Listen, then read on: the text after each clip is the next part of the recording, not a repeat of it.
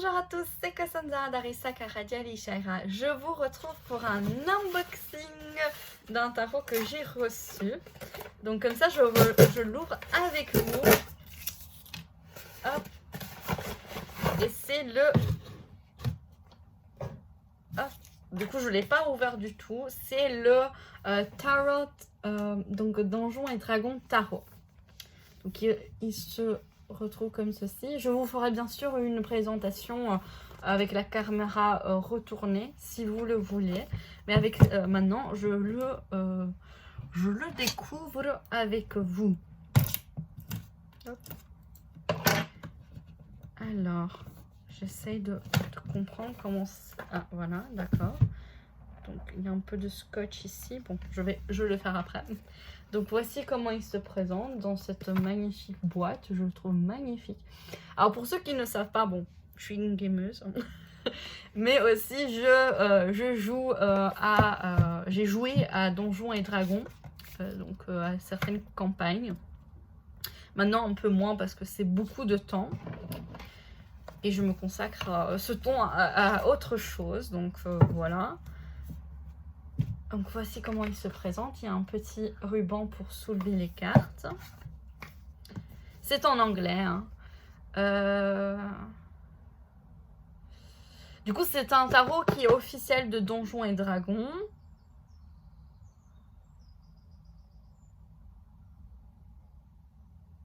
Je vous laisse un peu découvrir.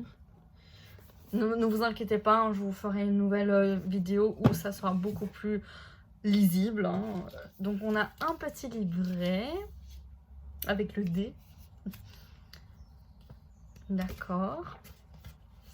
Donc on vous explique normalement ici que ouais, en fait les arcanes mineures ont été substitués, changés pour des compétences qu'on retrouve dans le jeu. En fait, dans le jeu, on doit construire une feuille de personnage et le personnage a par exemple une constitution, la force, l'intelligence, la sagesse, la dextérité, le charisme, etc. Et en fait, tout ça, c'est lié avec des dés et donc on va construire le personnage comme ça. Et ici, en fait, au lieu d'avoir bâton, épée, coupe et pentacle, on a les habilités, c'est-à-dire on a la force, donc qui est lié aux compétences, capacités physiques d'avancer, de changer, de faire des actions par rapport à votre environnement. Du coup, c'est lié à en fait, au feu, donc au bâton. C'est aussi la passion, la créativité, la résolution intérieure, le cœur. Et du coup, ces cartes de force montrent les actions, montrent que les personnes, nous, ceux qui cherchent les réponses à travers ces cartes, doivent réaliser des actions.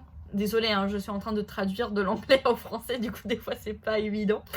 De prendre des actions. Aussi de trouver un focus, un point, un objectif en lien avec leur force intérieure pour mettre en place le changement qu'on veut dans le monde, dans notre environnement. Puis on a l'intelligence qui représente le pouvoir de l'intellect, c'est en fait un peu que notre pensée peut modeler le monde autour de nous-mêmes. Ces cartes vont montrer à la personne qui recherche les réponses comment utiliser ses pensées pour créer la réalité. Et aussi comment les pensées peuvent aussi, modeler, changer notre comportement, notre attitude pour créer ce qu'on veut.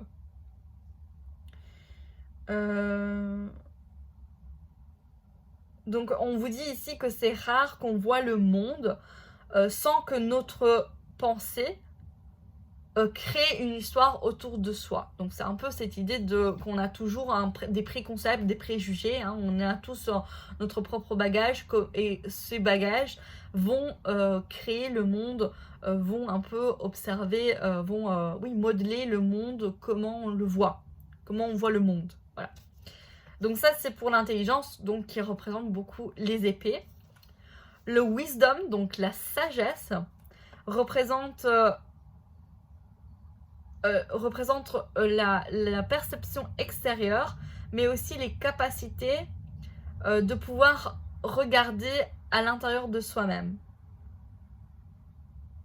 afin de pouvoir vraiment voir toutes les subtilités de nous-mêmes, hein, tout, en fait, de bien pouvoir au mieux, c'est un peu le shadow work, quoi, pouvoir bien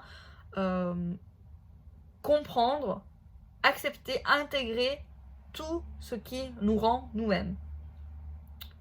Du coup, ces cartes vont permettre à ceux qui recherchent les réponses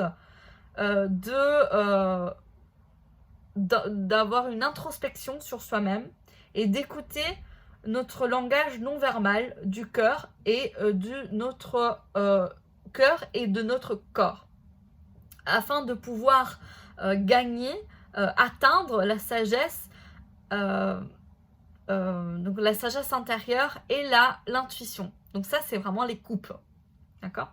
Et puis le charisme, c'est ce qui représente la confiance, l'éloquence et l'habilité d'influencer le monde matériel autour de soi avec ses propres énergies. Ces cartes montrent à ceux qui recherchent les réponses qu'on a une beauté intérieure et un pouvoir qu'on peut en fait grandir, construire notre confiance intérieure pour pouvoir en fait développer nos propres capacités pour la joie et le bonheur. Voilà. Du coup, ça représenterait un petit peu les pentacles. Moi, je dis toujours que les pentacles, ça peut aussi représenter la richesse intérieure. Bah, justement, c'est exactement ça. Donc après, on a du coup, ça, c'est ceci. Je trouve ça intéressant de vous montrer ça parce que pour ceux qui, bien sûr, ne parlent pas anglais, ça va être un peu compliqué. Mais pour ceux qui parlent en anglais, ça peut être intéressant. Je pense que je vais faire aussi une vidéo de présentation en anglais parce qu'il a reçu, mais sur Amazon français, 3 étoiles sur 5, alors que c'est un jeu complètement différent. C'est comme si on dit au Marseille, je mets 2 points parce que les mineurs ne sont pas illustrés. Bah, c'est d'office, c'est un Marseille. Donc, vous voyez, celui-ci, c'est pas un Rider-Waite ni rien. C'est un système à soi qui reprend l'idée principale du tarot. Donc, on a les cartes renversées, ils expliquent un petit peu. On vous montre quelques tirages. Voilà. Et on peut l'utiliser également pour créer une histoire parce que Donjons et Dragons, en soi, c'est une histoire. Il y a une histoire qui a été créée par le GM, hein, le MJ, le maître de jeu, qui a créé une histoire ou bien elle a pris une histoire déjà faite et que les aventuriers, du coup les joueurs, du coup c'est à chaque fois un maître joueur plus d'autres joueurs et il faut au minimum 3-4 joueurs pour faire un jeu. Et ainsi pour créer en fait une partie. Et donc en fait c'est une histoire que les joueurs, les aventuriers suivent avec des choix, des actions, voilà, des rencontres. Ils peuvent rencontrer des personnes, des trolls, selon l'histoire, des créatures qui doivent combattre ou pas. Selon les personnes autour de soi. Et le but, c'est en fait un jeu de rôle. Donc on va jouer le rôle d'un autre personnage. Il y a des personnages qui peuvent être chaotiques et du coup faire du n'importe quoi, des personnes très sages, et du coup on va jouer ça. Et du coup ça en fait c'est une histoire. Et avec ces cartes on peut créer une histoire. C'est de la base en fait. Voilà. Du coup, pour les arcanes majeures, voilà, donc ici il parle de deck, donc le jeu. On retrouve les arcanes majeures, on retrouve la carte ici en grand, en coloré. Et on retrouve une petite phrase pour expliquer la carte. Je trouve qu'il est pas mal. C'est peut-être, si vous voulez aller en profondeur, c'est peut-être pas le mieux. Genre, c'est pas beaucoup, il n'y a pas beaucoup, mais il y a quand même des choses à travailler. Donc par exemple ici, le fou, c'est de suivre son cœur avec innocence et aventure, être dans l'aventure. Et puis on nous parle la partie un peu plus D&D, voilà, vous rencontrez un gnome qui dit que si on le suit, il va nous apporter, nous conduire à de nombreux trésors. Et du coup, le but du jeu, ça serait de construire comme ça une histoire. Je trouve ça magnifique. Du coup, on pourrait même aller plus loin en disant, bah, s'il y a une personne qui vient à vous et vous dit de la suivre, bah, peut-être elle va vous conduire à une richesse intérieure beaucoup plus, plus grande que vous ne le pensez. Donc, allez à l'aventure. Vous voyez, c'est super intéressant. Et comme ça, pour toutes les cartes, il n'y a pas beaucoup. Puis, les cartes mineures. Hop, donc ça, c'est les majeures. Je vous remontrerai tout ça aussi dans les autres, avec la caméra de l'autre côté. Voilà, et puis on a les arcanes mineurs. Donc à côté, ici, on nous dit dans quelle suite on est. Donc ici, c'est la strength, la force.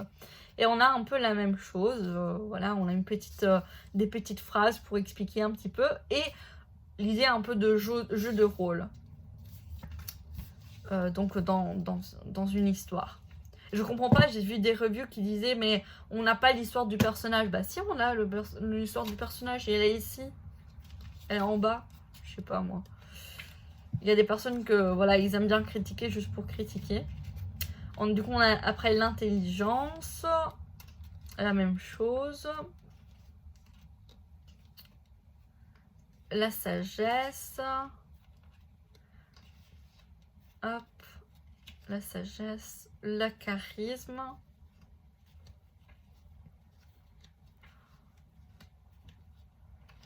Voilà, et après c'est fini. Du coup, il y a... Ah. Ça me fait rire parce qu'elle est dans une des cartes, donc celle-ci, j'avais bien lu.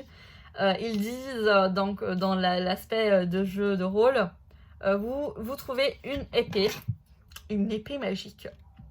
Alors il faut lancer un D6. Donc moi je jouais à D&D, donc j'ai mes dés de D&D.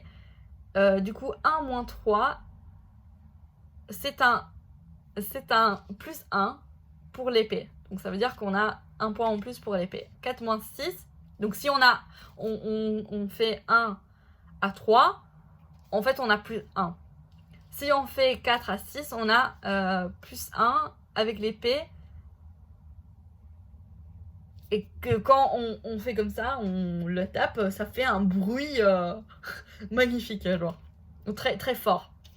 J'adore, c'est trop bien. Voilà, bon, je vais pas plus m'éparpiller. Donc voici les cartes, ils viennent avec un petit truc comme ça. Donc ça c'est bien, il n'y a pas trop de plastique. Ceci est le dos, magnifique, j'adore. La qualité, alors, elle est pas trop flexible, pas mal. Et les linen, je sais pas si vous voyez.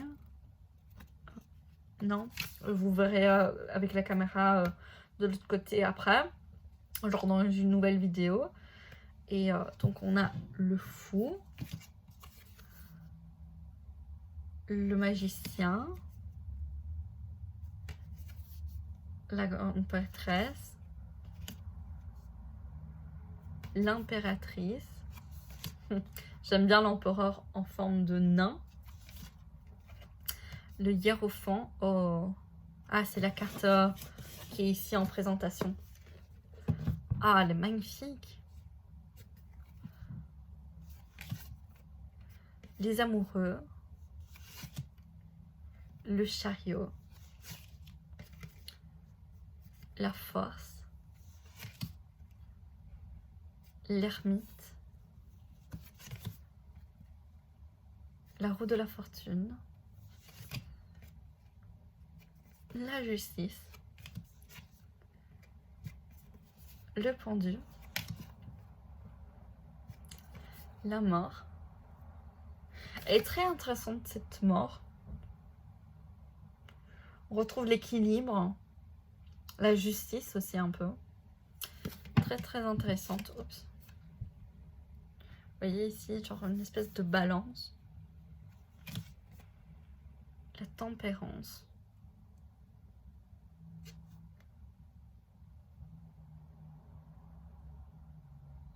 La tempérance, elle est un peu bizarre, je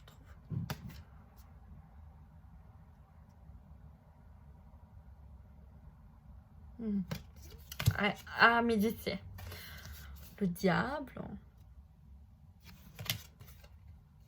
La tour avec les dragons. Genre le boss final. Elles sont très très agréables au toucher. Hein. L'étoile. La lune. Magnifique. Le soleil, la victoire. Le jugement. Intéressant. Et le monde, que souvent les personnes ont critiqué parce qu'il ressemble le 3 de coupe. Alors, sincèrement, pas vrai. Parce qu'on a les deniers ici, donc le pentacle. Donc au niveau matériel, on a l'épée au niveau stratégique. Donc l'air.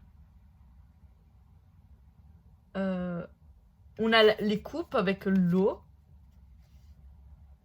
Ici. Et pour moi, c'est l'accomplissement, ça. C'est la réussite totale. C'est l'accomplissement. Moi, j'aime bien. Bon, voilà, je vous montre juste les arcanes majeures. Et je vous montrerai du coup pour la présentation totale, avec tout le jeu, le reste des arcanes. Donc voilà, j'espère que ça vous a plu. Sincèrement, ils l'ont vraiment mal jugé, je pense. C'est un jeu pour les fans de D&D. Et je trouve que il est génial.